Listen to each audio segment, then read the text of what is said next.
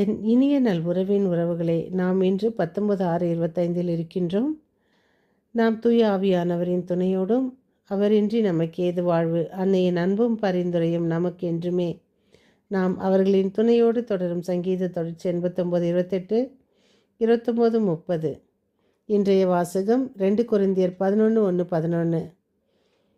நமக்கு தூய்மையையும் மற்றும் நேர்மையையும் கற்றுத்தந்து உங்களில் யாராவது அறிவித்ததை இயேசு ஒருவரை பற்றி அறிவிக்க வேண்டும் என்பதை கொரிந்தியர் பவுல் அழகாக நமக்கு சொல்லியிருப்பார்.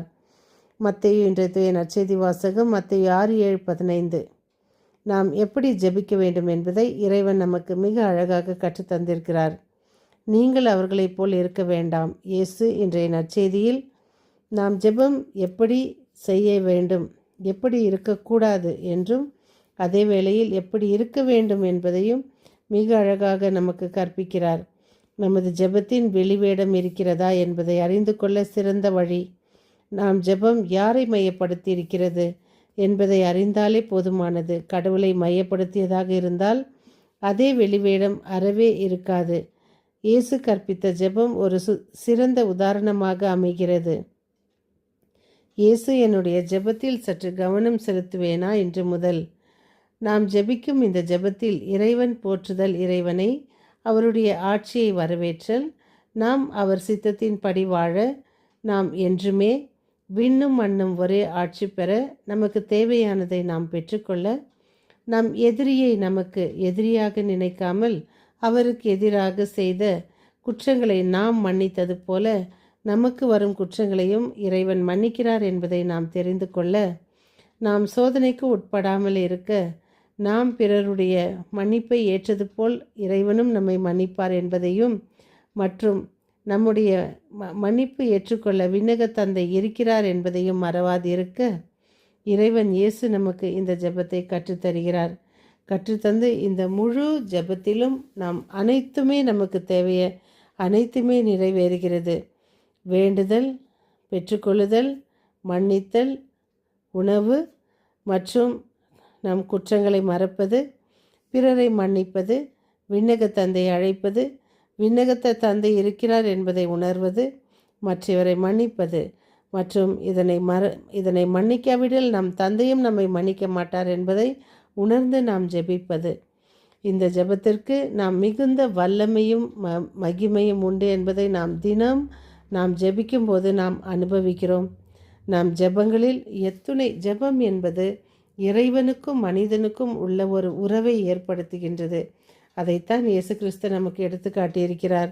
அந்த உறவு எப்படி, தந்தையை நாம் எப்படி, கடவுளை நாம் எப்படி கூப்பிட வேண்டும். ஆதி காலத்தில் கடவுளை கண்டவர்கள் கேட்டது, உங்களை நாம் என்னவென்று அழைக்க வேண்டும், நீங்கள் யார் என்று.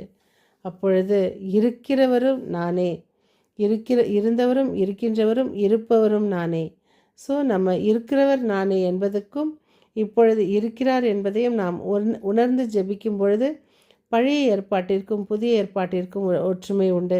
அதைத்தான் இயேசு நமக்கு பாலமாக அமைத்து தருகிறார்.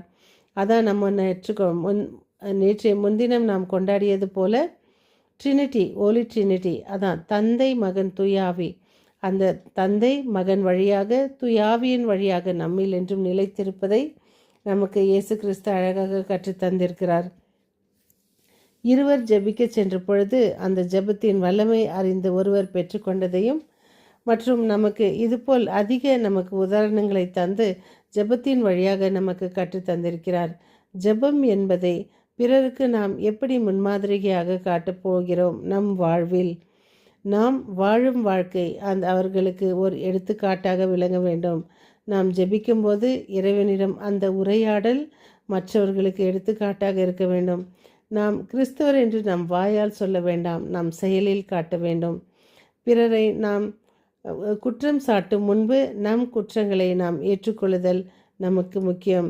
நாம் எப்பவுமே பிறரை குற்றம் சாட்டி கொண்டே இருப்பதால் நமக்கு என்ன பலன், அதனால் நாம் என்ன அடையப் போகிறோம். அதான் ஒருவர் ஒரு நண்பரை கண்டு அதிக நாட்கள் காணாதிருக்கும் பொழுது அவரை கண்டவுடனே கட்டி தழுவி அணைத்து கொள்கிறார். அப்பொழுது அந்த நண்பர் சொல்கிறார், நான் உன்னுடைய பக்கத்து வீட்டில் தானே இத்தனை ஆண்டுகளாக இருந்தேன். அப்போ அவர் சொல்கிறார், ஒரு நாளும் நான் உன்னை சந்தித்ததில்லையே என்று. அப்போ அப்படின்னா அந்த பக்கத்து வீட்டில் இருக்கும்போது ஒருவரை ஒருவர் ஒரு எனிமையோடு வாழ்ந்து வந்திருக்கிறார்கள். ஒருவரை ஒருவர் பார்க்காமல், சந்திக்காமல், கோபத்தோடும் மனக்கசப்போடும் இருந்ததனால் அவர்கள் அந்த நன்னாளில் ஒரு நல்ல கிறிஸ்மஸ் விழாவில் ஒரு அவர்கள் வீட்டில் நடக்கும் நல்ல தினங்களில் ஒருவரை ஒருவர் கட்டி தழுவும்போது அவர்கள் நல்ல உறவாக மாறுகிறார்கள். இது இந்த மாதிரி நம்மளுடைய எடுத்துக்காட்டாகவும் நாம் ஒரு நல்ல கிறிஸ்தவர்களாகவும் வாழ நாம் இறைவன் முன்பு சமர்ப்பிப்போம். இதோ நம்மளுடைய எடுத்துக்காட்டு, நம்மளுடைய உதாரணம் பிறருக்கு நல்ல உதாரணமாக அமைய ஜெபிப்போம். மீண்டும் சந்திக்கும் வரை உங்கள் அன்பு தோழி.